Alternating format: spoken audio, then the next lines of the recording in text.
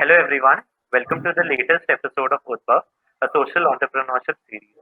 Our guest today is Mr. Srikrishna Sridhar Murthy, the co-founder and CEO of Sattva Consulting. Mr. Murthy is an individual committed to solving global social problems using economics, institutions, and ecosystems as key tools. An individual highly passionate about responsible entrepreneurship, Mr. Murthy is responsible for the overall strategic growth, direction, and impact of his organization. He has also been working with the leadership of global foundations, social organizations, and corporates to design and scale the social impact initiatives across India, Southeast Asia, Africa, and Europe.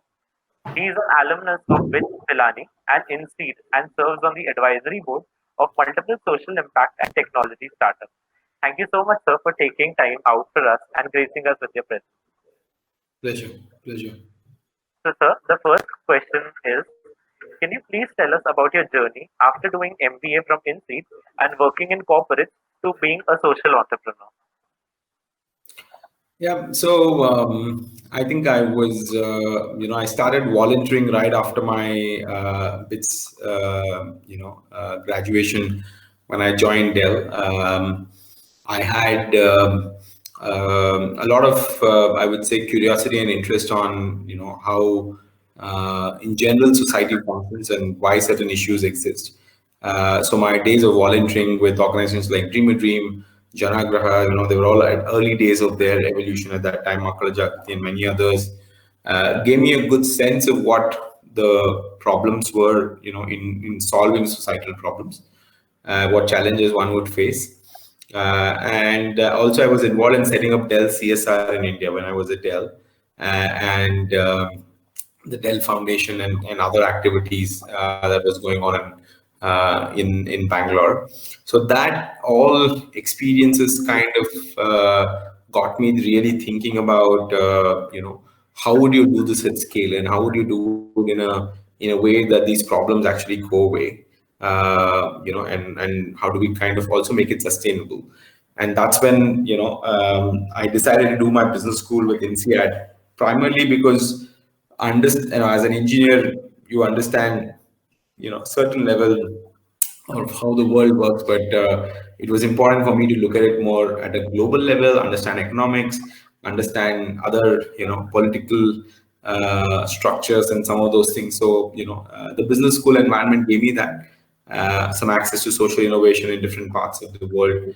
And just, I was also convinced business and entrepreneurship as a tool would be interesting to use. At this point, I was very, because pre-INSEAD, I was also very engaged with the Ashoka ecosystem, and engaged with quite a few social entrepreneurs. So I was recently influenced by David Bornstein's book on how to change the world, which was about a different type of entrepreneurship, and these things got me, quite interested. So INSEAD gave me an opportunity to learn and also build my thinking around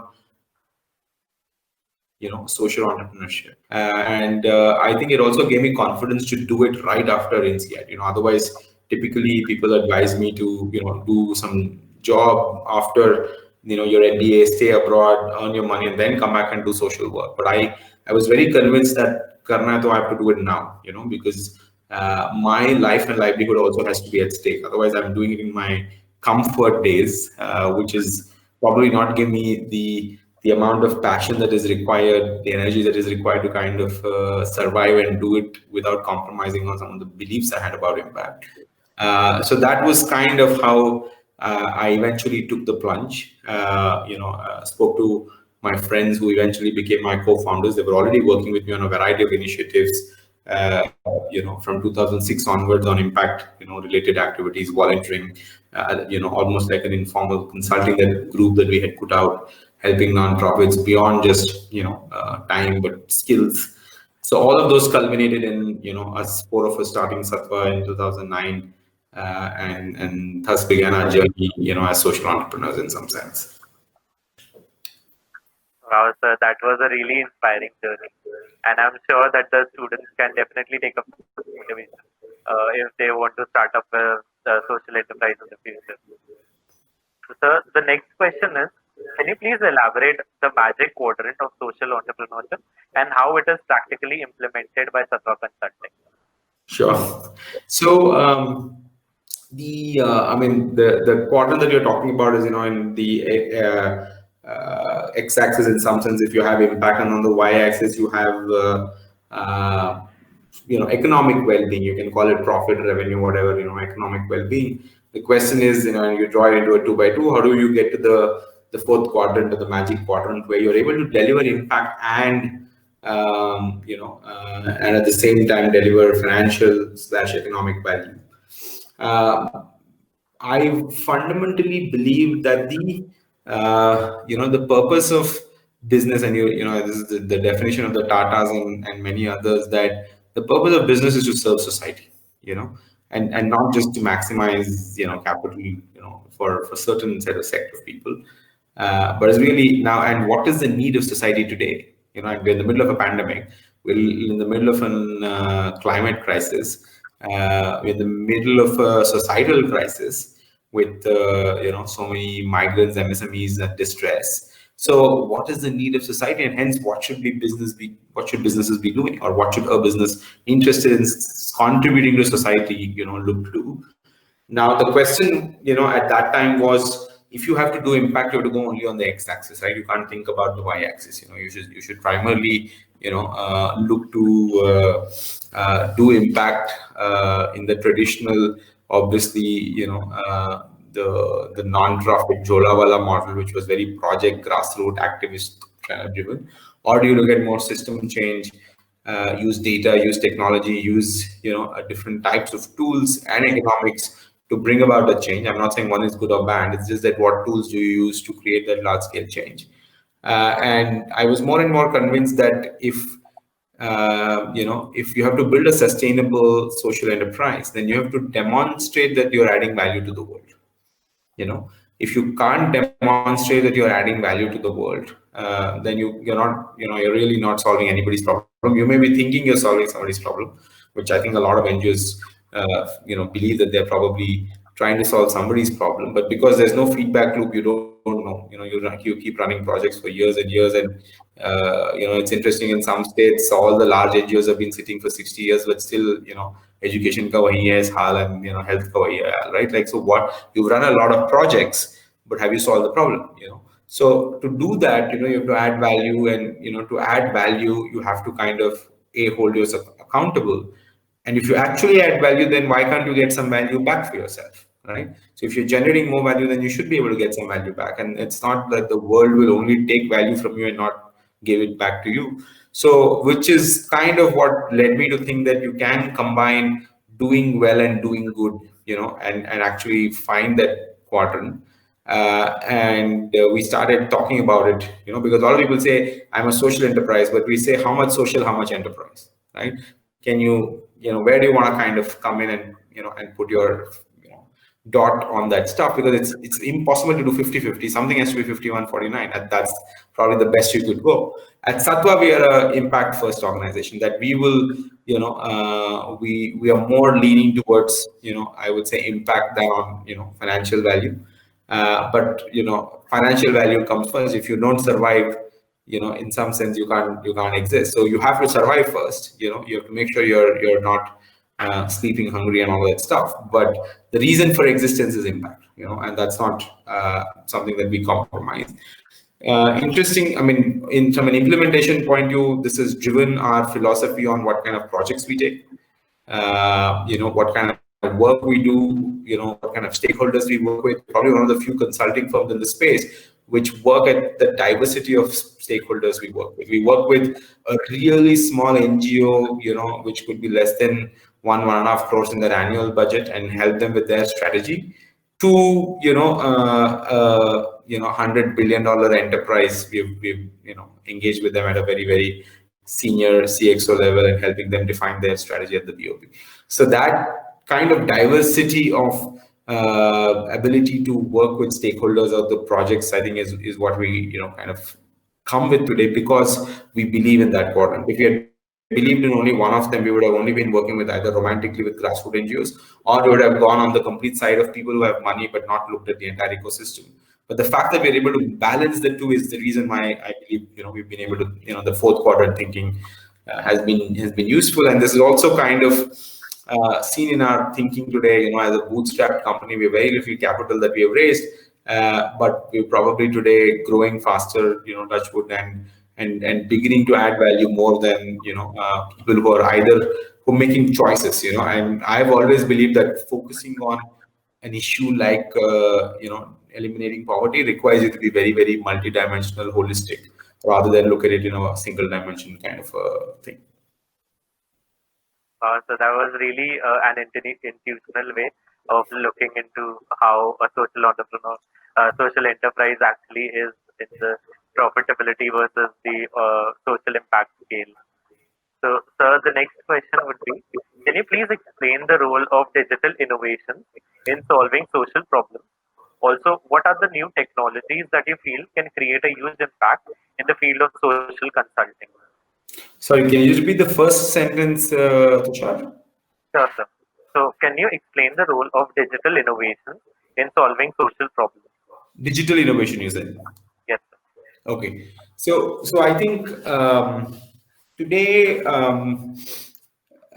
very important to look at scale, in our ecosystem, because we know the problems run faster than the solutions in the sector, right? And we want to kind of make sure we get to a place where we are able to kind of deal with these challenges. Now, the key to doing that, be it for an organization to scale or assignments to scale, the digital piece is super critical. Technology and data are going to play a very important role in both decision making and working. However, it's not sufficient. There are a lot of organizations that have taken a tech first approach to solving social problems. It's not worked, primarily because this is not just a technology problem. This is a behavior change problem. You need social engineering as well, and not just product engineering or technology there, right? Mindsets have to change, about gender, about children, about youth, about generations, about certain communities, about climate change. So it's a mindset change, behavior change. But the technology is a big, big enabler. So I think there's a huge need for technology innovation, digital innovation, and making sure we reach everywhere the thinking of social impact. But if you don't combine that with social innovation and social engineering and behavior change, which are unfortunately not a click of a button, it takes time. It's almost like you need to combine, because technology innovation, digital innovation is like the turtle strategy, right? You lay many eggs and few of them reach the sea. You're okay. Whereas the social innovation is is the whale strategy. You have one calf, you have to nurture it for a really, really long time. So you need to combine these two approaches. You need to figure out how can you do behavior change using technology, and how can you bring the two pieces together. And I think the key ask of innovation is actually in combining these two, not independently looking at it. All right, sir. That was really intuitional. So the next question is, in 2019, Ms. Nirmala Sitharaman proposed the creation of a social stock exchange, which Yeah. would help social organizations raise capital through the retail public easily. Could you explain the impact of the policy as well as its implication on the social sector in India? Well, I think it's a very ambitious plan, as you can imagine, because this will suddenly change the dynamics of how capital flows into this ecosystem. Obviously, it's going to be disruptive, maybe for both good and bad. And I think the good things will be there will be probably more access to capital. There will be kind of places where by and large organizations doing good work, in a more sustainable fashion, doing more system change, kind of work. We need to kind of, I mean, they will be able to access more capital. It gives more freedom. You're not dependent on, certain types of funders or few funders alone. It kind of democratizes impact in interesting ways. And I think it will require non-profits to become a lot more professional, get ready for a conversation like this, which is today, I think there's a significant gap. There's data, metrics, measurement, all of those things will become very, very, critical, which I think we are we're still far away. I mean, in implementing that vision that the finance minister put out, I think will take some time. So it's not going to happen in a hurry. There's many phased approaches, before the full blown model will come. However, I think the big challenge of this, is going to be that the well marketed organizations might end up raising more money rather than the deserving issues, and capital allocation depends on the understanding of the quote unquote the funder, and how do you if you're expanding the network of funders, how do you also give them knowledge about societal change? Because the current lens that some of, let's say, even corporates or even individuals may have about societal change is still limited, in how they perceive about what can be done. The fact that there needs to be behavior change, social reengineering, working on, it's important to work on certain issues or not, all of this will become a challenge, and allocation of capital may not happen in the right distributed form. And an example of that is the way CSR data in India is playing out today. It's going to 2-3 sectors: education, health, and probably rural livelihood get more than 55-60% of CSR money, and all the other 15 issues get the rest. Which is really unevenly distributed. Similarly, the West and the South get the bulk of CSR, where it's already more developed in India, and not the other states and other geographies, like East, North, and Central, and Northeast. So that's happened because the knowledge is still spreading. As the knowledge, gets more and more data, more awareness comes among funders, then, that will happen. So if you're able to accelerate that, then the stock exchange model will work well. Otherwise, you will still have that gap, where the investors think they're contributing to society, but they may be actually, not as effectively. So that was like you really explained it in a way that whoever is curious about social stock exchange could also understand it better. So, sir, the last question would be: what advice would you give to the budding social entrepreneurs who look up to you and to dream big and achieve bigger? First, be very clear that you want to be an entrepreneur, social or not. I think it is very critical to understand the dynamics of entrepreneurship. While there's a lot of energy to be an entrepreneur and aspiration, not sure it's for everybody, and don't do it because your friend is doing it and all that stuff, right? So you have to be angered about an issue. There's a fair amount of anger. It's not just passion. You have to be angry about something.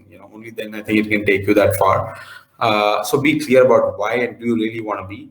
You don't have to be an entrepreneur or start your own company to contribute, to social enterprises. There are enough social organizations which are desperately looking for entrepreneurs. And I think there's a massive opportunity for people to not necessarily be, the entrepreneur, but be an entrepreneur. Take something that's already built and beautifully, give it more life and take it to the next level. I think there's an opportunity to do that rather than everybody starting another, kind of an organization. So think about it from being entrepreneurial rather than be an entrepreneur and start a company. I think that's the first thing. The second is learn to listen and be humble and get your hands dirty. Don't give gyan and don't try to kind of take gyan or give gyan, right? It's not about a PPT, and which is why, even though we are a consulting firm, we started by implementation. We said we're very outcome-based consulting firm. The good thing was none of us came from a consulting background, so we don't know what was a consulting firm. So when we started it, we were able to, start completely opposite of what typically a consulting firm does, which is implement. So I think it's possible to become very oriented to outcomes and implementation and get your hands dirty, build something rather than organize. Orchestrate at a very young age. You're not going to get that experience that you want, and be absolutely ambitious and learn to collaborate and partner. Right? If you don't do that, I think it's going to be a tough one. And listen to yourself, listen to everybody who's giving you good advice, kind of around you. On a lighter note, most people think that entrepreneurs are crazy, right? Because you're giving up a good job and kind of trying doing something stupid for a lot of glory and capital and money that you're going to make. Entrepreneurs feel that social entrepreneurs are stupid because you eventually end up doing all that not even for money, and for probably some satisfaction type of stuff. But the only people I think who are either more brave or stupid than social entrepreneurs are people who marry them. So find a life partner who can support you. If you're crazy enough to be a social entrepreneur, then find somebody, family and other people around you who can actually support you. Thank you so much for this, sir. I'm sure that multiple people will be watching this interview would be thoroughly inspired. So thank you Yes. so much, sir, for your time and patience for answering all our questions. We hope that you continue inspiring a lot of people, not just towards entrepreneurship, but entrepreneurship for a cause. Thank you so much once again. Thank you. Thanks a lot.